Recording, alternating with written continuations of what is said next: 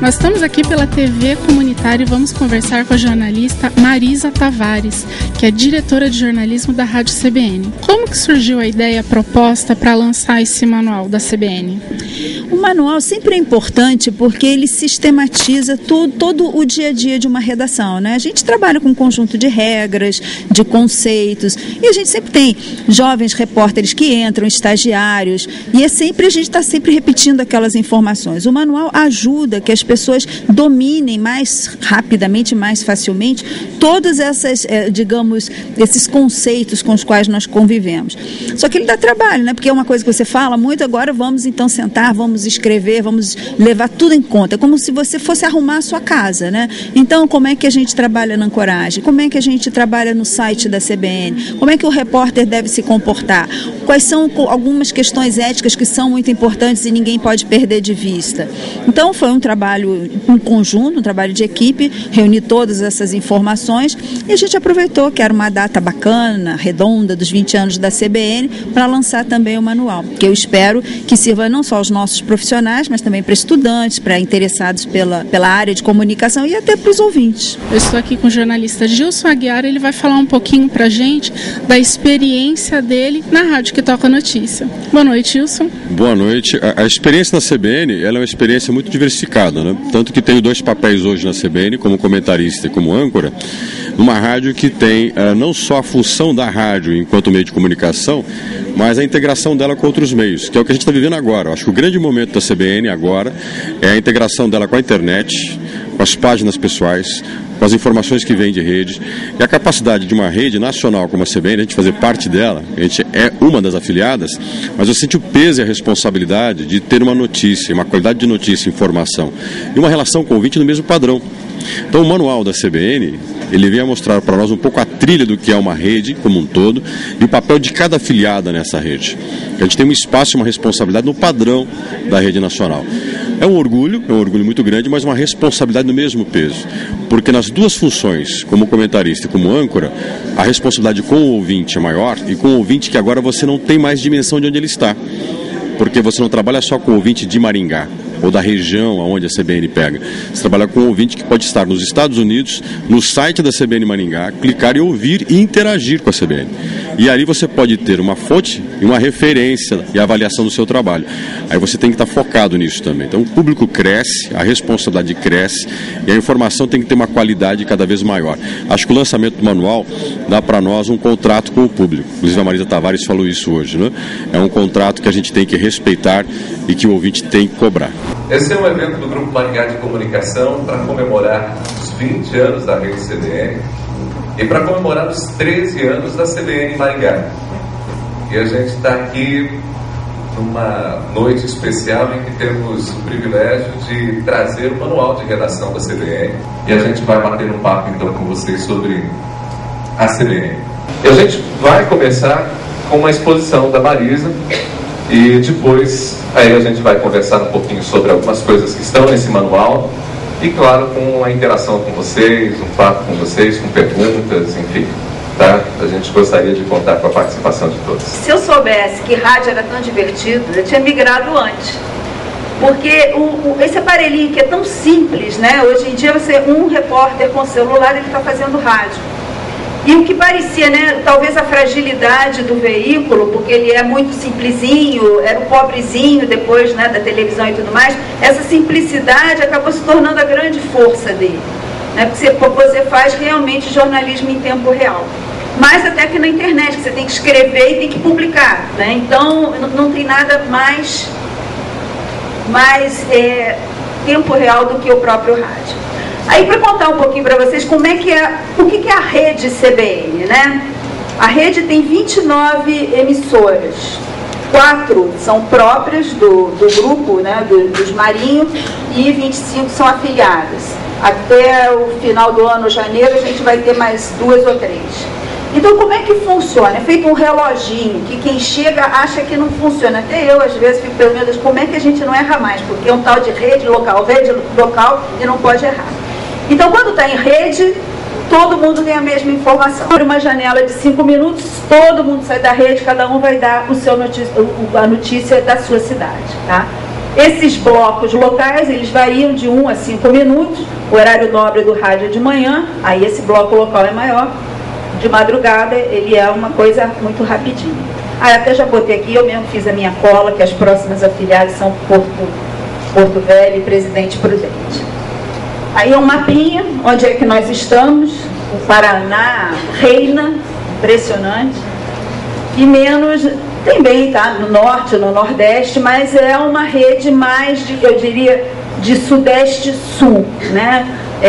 A CBN é uma rádio que está intrinsecamente ligada com cidades médias, grandes, com uma classe média que quer se informar, de gente que quer saber mais. Então, numa cidadezinha menor, ela acaba não tendo as características que ela deveria ter. Todo mundo, o Congresso todo ouve a CBN, o Congresso todo ouve o Arnaldo Jabor, me manda e-mail reclamando.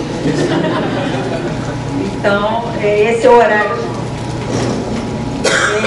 E quando chega no online, eu pedi também para botar, a gente ter os números do online, porque é interessante, fica mais masculino ainda, fica mais jovem, porque, bom, assim como quem é novo não sabe nem achar às vezes mais o AM, né? Quem tem menos de 20 anos não sabe nem o que é AM, aprende na faculdade, não vai fazer jornalismo. E também é um grau de instrução muito grande. Quer dizer, é interessante porque o rádio ele também se renova quando ele encontra outras audiências. A internet é uma espécie, eu chamo de, é uma prima irmã, é uma irmã siamesa do rádio.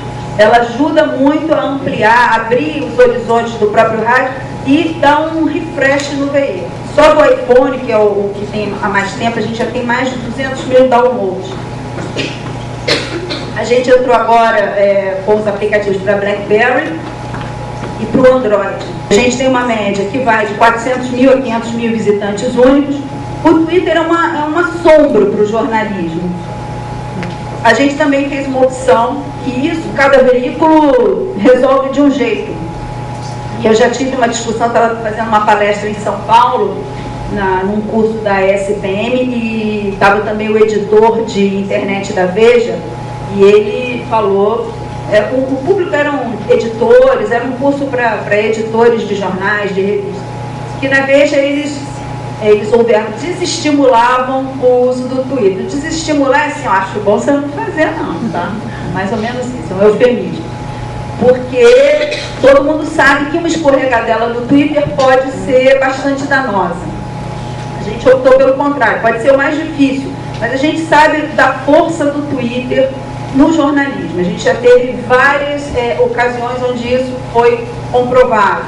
Por exemplo, não nessa última tragédia no Rio de Janeiro da Serra, quando Petrópolis, Friburgo e Teresópolis foram soterradas as cidades, mas no ano anterior, em 2010, houve um temporal que acontece todo verão, e todo verão morre gente, todo verão providências serão tomadas, aquelas coisas todas.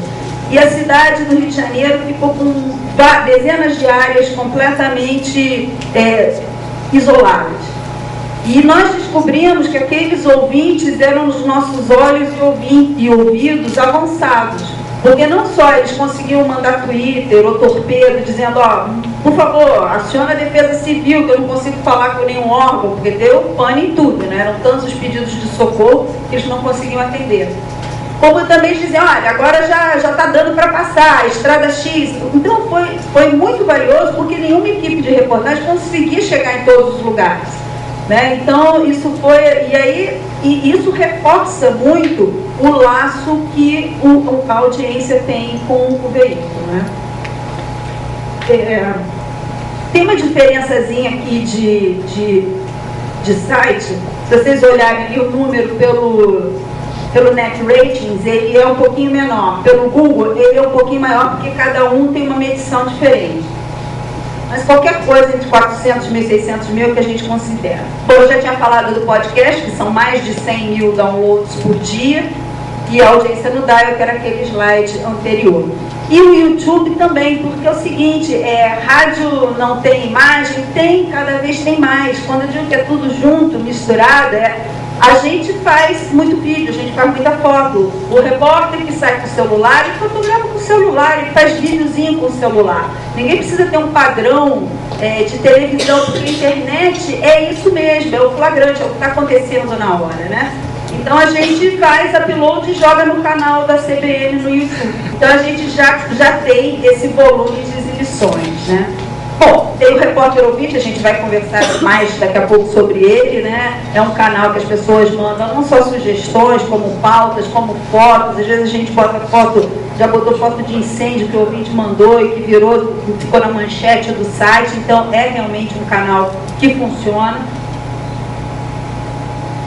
Isso aí é só uma linhazinha do tempo, porque também é muito importante, time que está ganhando, a gente mexe. Não mexe para virar de cabeça para baixo, mas a gente está sempre inventando coisas, né? Criando coisas. Então, coloquei numa linha de tempo os principais conteúdos que a gente foi trazendo para a CBN. Então, em 2004, o Max Geringer, em 2005, que foi criado Sala de Música, depois, em 2006, a CBN fez 15 anos, a gente fez um livro bem bacana, Sérgio Abranches e o pessoal do Fim de Expediente se incorporaram ao grupo. Depois, em 2007, o Divã do Gicovati, que é uma coisa deliciosa, porque hoje em dia ele antes fazia no estúdio.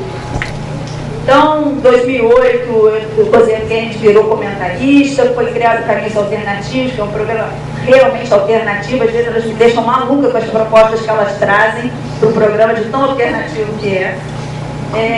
Bom, a charge do jornal, que foi criada, o Jabor estava filmando, ia ficar 4 meses filmando.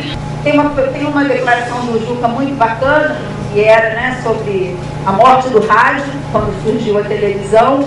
E o cinema também, todo mundo ia morrer, ao contrário, todos souberam se inovar, as salas de cinema se sofisticaram, o rádio deu show, não só não morreu, como passou a ter 2 horários nobres, o da ida e da volta do trabalho. E a internet que mataria os jornais, e que também não irá matá-los, virou grande aliada do rádio. Ainda tem gente que acha que a internet vai matar os jornais, essa discussão ainda está em curso, tá? E acredite, se rádio é bom para quem ouve, é melhor ainda para quem faz. Né? Ainda mais depois que deixou de lado o vozeirão como exigência e passou a priorizar a inteligência. Melhor parar por aqui, porque elogio em boca própria é vitupério, aquele jeito do Juca que vocês conhecem, né?